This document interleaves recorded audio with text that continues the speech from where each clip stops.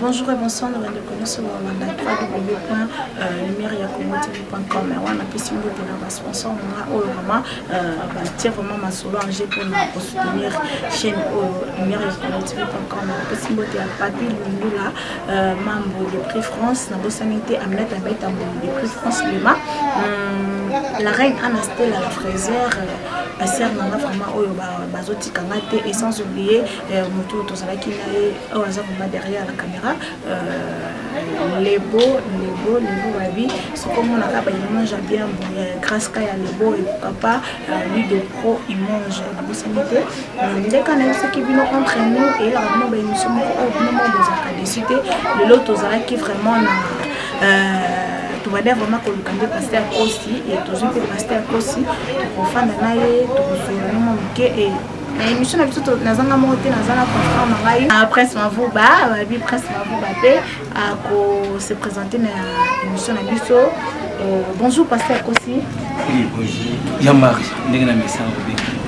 Bonjour. Zambalo dans ça va la bonne. Merci beaucoup. Quand on m'a dit autrement dit la Marseillaise a présenté Binopé confrère Mangaï, Prince Mavouba na habité aux vraiment awa et ça n'a pas débatté mais tous autres taquins des pasteurs hein, tous sur la mort qui est hein. Pour la question ça est biso la réponse c'est à pasteur tous sur la mort qui nanga confrère Mangaï, Prince Mavouba soko s'est présenté dans la chaîne na biso lumière ya Congo TV. Merci beaucoup pour la soutenir na katia chaîne pour Tobengi lumière ya Congo. Merci beaucoup. Ils ont bandé pour Boebinga déjà peut-être au monde quelque part. Moi c'est Prince Mavouba, le berger Prince Mavouba, Kandela Lobaka, le choix de l'Éternel, le fils de son père qui est son père. Mon père c'est le révérend Hubert Moulumba. Merci. Les autres dans katia lumière ya Congo. Autrefois les cas Tozala télévision lumière ya Congo bisoto na New Congo ka nengeza la New Congo TV. Je profite de l'occasion pour saluer, dire un grand merci à mon patron les Geldo Bassadissa. Merci beaucoup de Bassadissa pour na Pesanganzela pour les capé na katia émission ya concert nanga autobingbo na katia chaîne lumière ya Congo.tv.com TV. Non, ça ne dérange pas, c'est bon déjà. Dès qu'elle a fait nous en a passé un aussi. Mais tous les abysses, hein? Nous sommes en train de faire tous les abysses parce que tous les lois comme on t'a qu'un pasteur. Pasteur, comme on le voit ma caméra. Si tu es le pasteur, avant pasteur à prendre la libala moto face à la mariée. Mais les autres comment comprendre?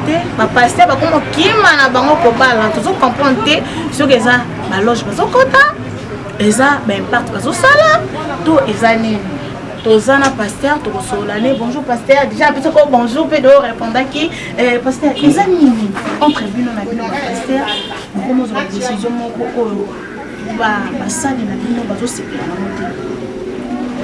Merci, c'est bon. Il y a des choses où ils touchent à l'anticolité. Ça veut dire quoi? Les camoufles touchent à l'anticolité. Et ça, les tics, où nous avons été mis dans le bateau, on suit les tics, tout ça. Nazo, Kanzaka, tu peux monter pour la fois à donc, comment on dit la Bible? Il y a des choses où ils ont, par rapport à la logique, la Bible bateau, je tiens mon émarque. Prêtre catholique, baba l'a raté, mais on va prêtre catholique, on a passé dans côté, mais on peut s'en conseiller dans le couple. C'est comment on mais on les a doctrines au bon bakanga si on a biso on dit que la prêtre catholique parce que les gens ont le artiste était confrère nos artiste était ça le pour la PM muninga no pasteur était je peux dire dans les lots dans le rôle invité journaliste ou battre ici dans la carte il y a émission oyo na carte débat oyo on les a prêtre catholique mais toujours le blabla pasteur.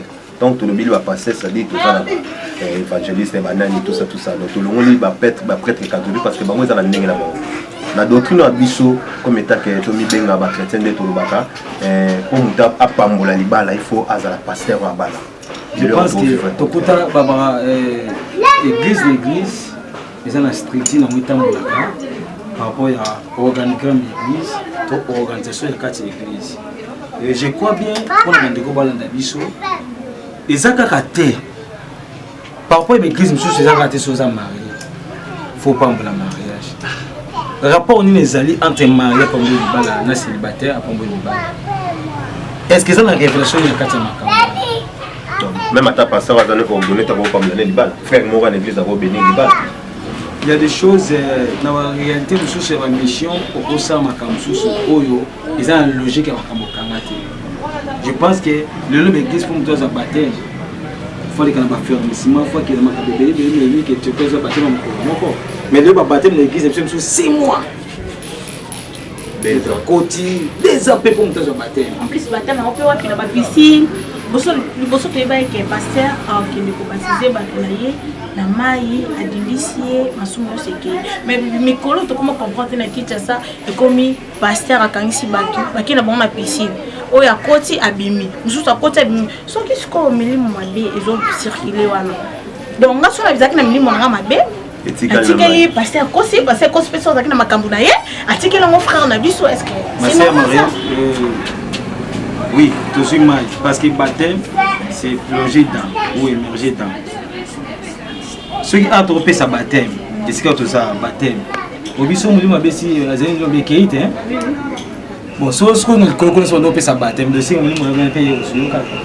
Dans sa piscine karaté, ils ont plongé dans. Ba baptême de oyo biso de croire na moto ça ba baptême oyo baptême tout ça tanga mai na moto ba lekisi na drapeau ba lekisi na cher pour voilà, merci beaucoup na bande de sur Bolandi biso na profiter pour notre relation et merci pas à passer poste mon frère merci beaucoup pour la émission et puis à Myriam na nengo associé biso pourquoi pas mon bof do bof Mobalia bof babi do bof papi mambo luindula beau frère donc elle est aux acquis et l'ongona la reine s'il faut la bien bon la reine donc un grand merci à vous mon grand frère Roliumba l'honorable Roliumba Motema maman Metabelle et pourquoi pas mon petit Joël Moumoulou à partir à Tunisie na bique kalamine que to kutana na Belgique bisi katolia au moins liboki angolo ndé et oui ça la biso ba frère bien et pourquoi pas à celui qu'on appelle à celle qu'on appelle Evelyne Ntsum la dame Yoebika Kandeza Laga, Evelyne Tsumu Pavoli Mafuba, la grande famille Mafuba, Solange Mokiadi, Naïbi qui est dans ce séjour Nabakini Awa, vraiment merci beaucoup.